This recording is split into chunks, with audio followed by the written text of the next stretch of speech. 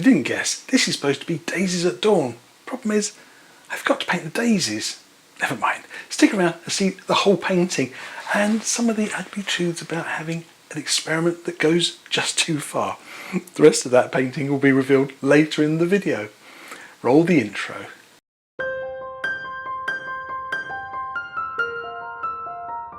Hello and welcome back to the studio. As you saw in that little intro, there's a few little things I missed off this painting. In fact, I've left this painting fairly blank for a reason. I want you to be able to see how you can take one of Bob's classic paintings, this one Daisies at Dawn, and adapt it and customize it. So you can add in the daisies if you want to, or leave them off. I also didn't put the cabin in, but you could add one. Here's one I made earlier. It's on a stick. But this gives you an idea that you can take any one of Bob's paintings and adapt it to be the way you want it to be. You don't have to include everything, and you can make subtle changes to your own work. As you saw, some of those changes, well, they don't always work out, even for someone like me who's been painting for years. So don't fret if something doesn't quite go as planned. So let's get into our painting. Comfy chair time. Here's my canvas. It's a 16 by 20 and I painted it buff titanium white. I've also glued on an oval. I did one on a previous video. I'll leave a link to it here. I'll also be using some of this black gesso and I'll be applying it with this. It's a piece of old car sponge that I've taken a few nibbles out of. Start off by applying a small amount to the sponge and just tapping it out. Don't overload that piece of sponge, it gets very soggy otherwise. And I want to just put on a few little markers. A little touch up here, I think. I want to put in some land, so a little bit less than halfway down my oval, about here. And I think I'm going to have that maybe a little longer, but not to the very edge. I'm going to leave it sort of 3/4 of the way. Now think of this piece of land like a big wedge of cheese or a piece of cake. So I want to come back with a nice downward angle and then extend this piece of land here with some bushes later on. But I do want these at different points. Now, a little bit more paint on that piece of sponge and just gently tap. Start thinking about the shape of tree branches hanging in from the side of our canvas. As I build up the colour, I'll get a little bit darker around the edges. When you do this, try and make individual little bush shapes as well. Now, time for a top tip. It's very tempting to want to grow these branches further and further across, to make this land grow taller and taller, and to make these bushes grow bigger and bigger until eventually, you might as well just fill it in black. Try not to do that. Now leave your painting to dry completely. My canvas is nice and dry, and it's time for some oils. I'm going to start with this, some Bob Ross Liquid Clear Oil Paint. I've got some in a small airtight container, which I use with this old Bob Ross 1-inch brush. I want to take a small amount and really scrub it onto my canvas. Use firm pressure, but take care again. When you get close to the edge, there's always a chance that you might force the liquid clear under the edge of your little sticky back plastic mount. So note, I brush in from the edge and sometimes go around, but never pushing out. It's important this liquid clear is applied very, very sparingly, just the smallest amount. I sometimes like to use a light. I've got my mobile phone here and you can see, if I shine it across my canvas, you can see it's just shiny, but not too much. As I go towards the edge, you can see I've been a little bit more careful with the liquid clear. See, there's a little dull patch there. I'll just come across that with a slightly damp brush and we'll just touch that bit in. But if you apply too much liquid clear, your painting will become very slippery and slidey and hard to paint on. And lastly, don't forget, dry clean that old 1-inch brush if you're going to use it again. We don't want to be putting more liquid clear on by mistake. So here's my palette. Just a few colours and maybe 1 or 2 more to come yet. My first colour is going to be Indian Yellow. I'm using the same old brush and I brush out just a small amount across my palette.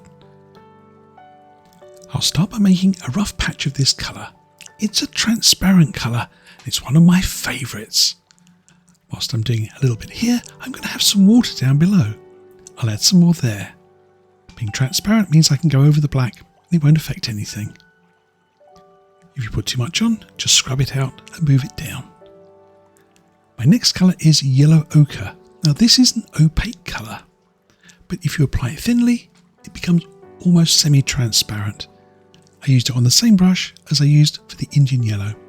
They like each other and they mix together well. Again, do this with a very loose crisscross stroke. We don't want hard edges anywhere in our painting. As you see, I've blended this together and I'll move further and further to the outside near the edge of the oval.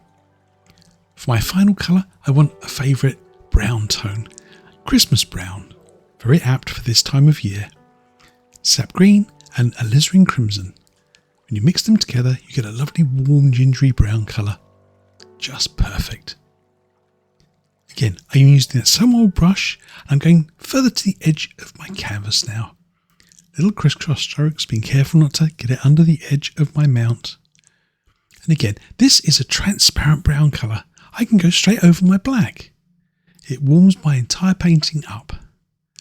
Now one thing you'll notice is if you use a very old brush like mine, it leaves little scratch marks everywhere. So sometimes it's nice to switch to a nice brush, just to do a little bit of final blending. I'll carry on using that nice brush. It's only got a little bit of colour left on it. I'm going into some titanium white. In actual fact, that'll warm my colour up a little bit. And just about here, I'm going to have a bright spot. Maybe some nice sort of soft dappled light coming through from the background. I want to tap this onto my canvas. Notice how I keep the corner of my brush with the white on it facing the centre. This is one of my favourite techniques for creating that lovely bright luminous spot in the sky without heavy brush marks. I go round and around and around and tap, working further and further out. If I want to come back and brighten it, I'll add a little bit more to my brush and again tap, but use that corner of the brush into the centre.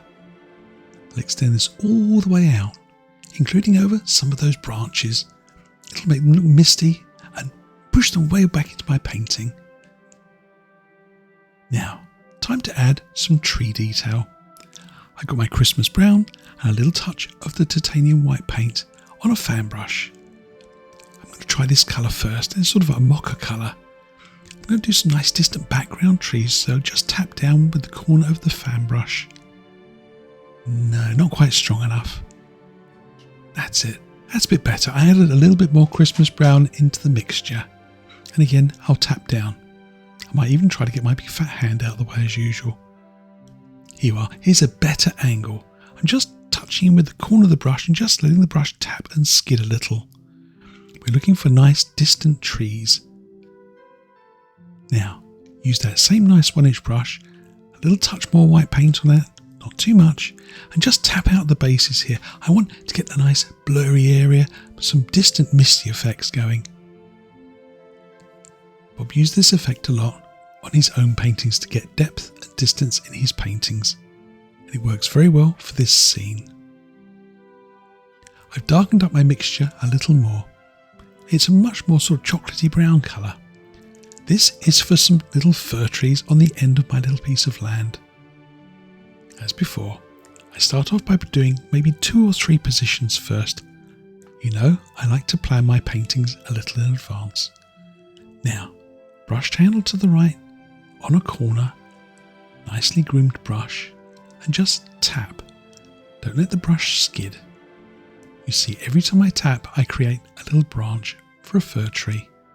Imagine a stack of umbrellas, one on top of the other, getting ever bigger. Sometimes it's nice just to do the centre line, and then come back and add the outward branches. I'll start with 3. Stand back, maybe I want another one, maybe slightly darker. Eventually I end up with quite a few more. The last 2, really dark chocolate brown colour. I want those to look like they're slightly closer to me in the scene. Stronger, darker colours appear to be closer.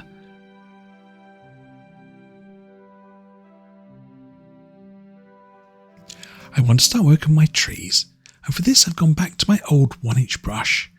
Notice how I load it full of that dark, strong colour, favouring just one corner. I push it forwards into the paint. Now, angle the brush slightly over onto one corner and tap.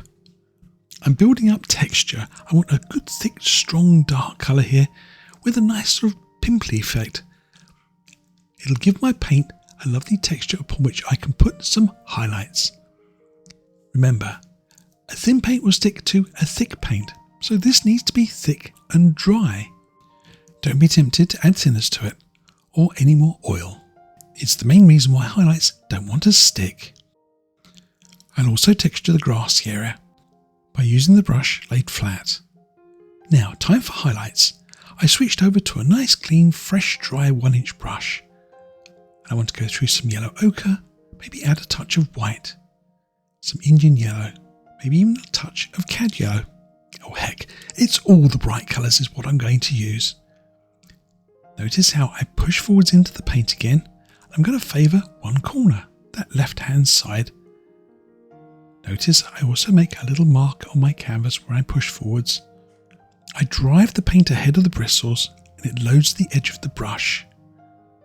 Once again, tip onto the corner slightly. It looks from this angle as though I'm tipping my brush right over, but I'm not. It's just a trick of the camera. I'll show you. That's flat, that's tipped, that's on corner. So I'm tipping it further back. By doing this and gently touching, you can see it leaves tiny little imprints of the bristles. Thousands of little leaves with every brush stroke. Save a little dark though.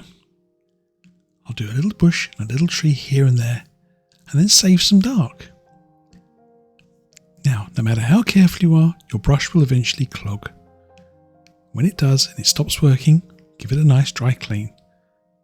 A good swirl round. It should look nice and open again. And if your brush is clogged, the chances are your palette could do with being refreshed as well. Just put this paint to one side and put out some fresh colour. It's not worth spoiling your painting for a few pennies worth of paint. There, fresh colour. And this time I'll load my brush by pushing in flat and straight this time. This is for the grassy areas at the base of the bushes and trees. I'll start in this area. It's where I think the light is coming through the strongest. I want that to be the brightest. Under the trees on the left, I let the paint run out and let the colour become more shadowy. As I work forwards in my painting, I'll let the brush run out of paint more often. And again, save a little dark here and there. We want this to look lovely and textured. If we overdo it, it'll tend to clog up and we'll lose all that lovely sort of nice lay of the land effect. As you see here, I'm tapping forwards occasionally, tipping my brush slightly more on a corner. It gets me a slightly more detailed effect, maybe an area where you might want to plant some daisies. I stood back from my painting and decided that this needs to be just a hair brighter. I lightened my colour with a bit more titanium white. But this requires a very delicate touch, so don't overdo it. I think I need some rocks to hold my land up, just in this nice gap here, and I'm going to use the little blade of my palette knife and just touch in some of that chocolate brown colour.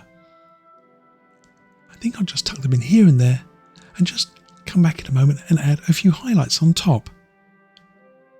I think that looks about right. I'd like a nice reflection of the rocks in the water, so I'll just touch with my nice old brush and just grab a little bit of that brown. Whoops, a little bit over the top there, but maybe I can fix that later on in my painting. I'll just pull these down. For a highlight, I'm going to make a marble mix. Christmas brown, a touch of yellow, some of this off-white colour. But don't overmix it. Leave it marbled. Pick up a small roll of that on the palette knife and then just gently touch the top of the chocolate brown colour we applied for the rocks. Not really bright enough. I'll add a touch more colour. That's maybe a little bit too bright. This takes time. You have to play with the rocks backwards and forwards sometimes and maybe adjust the colours as you go. Well, I stand back and decide that these rocks just aren't the way I want them to be. I've got myself into a pickle. So, let's get rid of them. Get your palette knife and just scrape them off. We'll have another go. And I'll fix that dodgy reflection while I'm at it. I think maybe the bigger knife is what I need to be using rather than the small blade. It's just too fiddly. I think that looks a lot nicer. Once again, I'll use a nice brush this time to grab a little bit of that colour for a reflection. As you can see, I also managed to get rid of that awful brown smudge I made earlier on. Now, gently across and don't overdo it. If you do, they tend to lose that lovely fresh look and just turn into brown smudges. I need a waterline, and for this I'm using my palette knife and just want to touch into that off-white colour. Now, make sure your waterlines are nice and level. Not like mine, they're all going uphill. I will sneak in a little one here and there though. And just like magic, I think, yes, I've fixed them. I think my palette needs a bit of a tidy up. It's getting into a bit of a mess. Let's gather this up and move things around. There, so much better. I've gone back to my old 1-inch brush. This time I'm going to load it by pulling my brush one direction through that dark chocolate brown colour, giving it a little push. Check your brush and you'll see that you've got a rounded side and you've got the edge which has got a crimp on it. I pulled the rounded side towards me and I'm going to have that facing up. Go into the canvas and give a little press and a push and create these lovely spiky shapes. I'm painting these bushes again with texture. By making this little rounded shape, you apply paint ready for a highlight. You can press a little harder when you're doing this, but when you come to doing the highlights, you've got to be very gentle.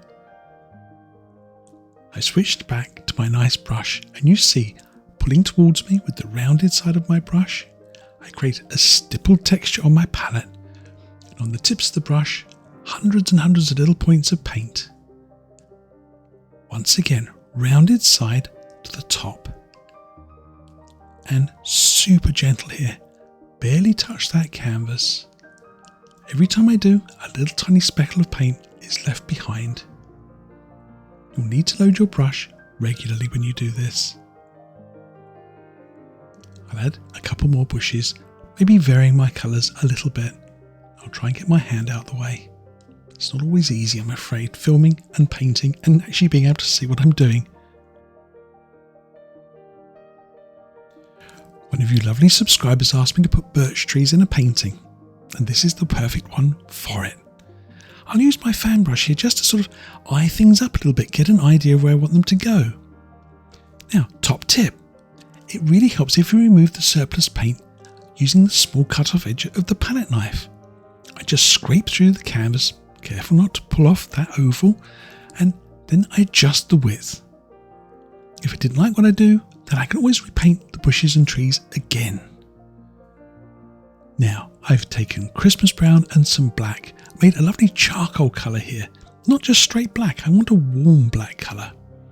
A small roll of paint, and just block in where you want the lovely silver birches to be.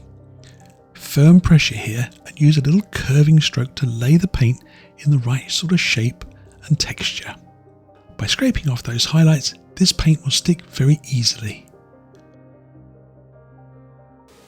So here's a peek at that little painting that I started with, and it was a bit of an experiment. Now these are complementary colours. Purple colours and reds and oranges should all work together, but somehow this painting was just too dark, too foreboding. I quite like my sky. It looks like an angel, doesn't it, launching up from the ground. But sometimes these paintings just get away from you. My cabin got a little bit too big, I didn't bother to finish it, and my reflections were bright yellow when they should have been sort of a pale whitish sort of colour. These mistakes will educate you sometimes. They'll give you kind of a little bit of instinct into what does work and what doesn't work for a painting. I might come back and paint this again one day, but right now I think I'm quite pleased with this version. So let's press on and see how this painting comes to a finish. For my highlights, I'm using some off-white colour. I just gathered up my titanium white. It's got a bit of yellow in with it and all sorts, but just about perfect. But careful, those highlights need to be on the left side of the tree trunk. I could reach over the top like Bob did, or my preferred way of doing it is to just put the paint on the back of the palette knife. Take a small roll of it, and then with a little bit of a dipping, curving stroke, touch gently to the edge of the tree trunk. As soon as you start the stroke, lift off. This takes a little practice, but as you see in a moment, I do some adjustments and I'll show you how you can fix it if you over highlight. I think my colour's actually a little bit too white. I might tone it down a little bit.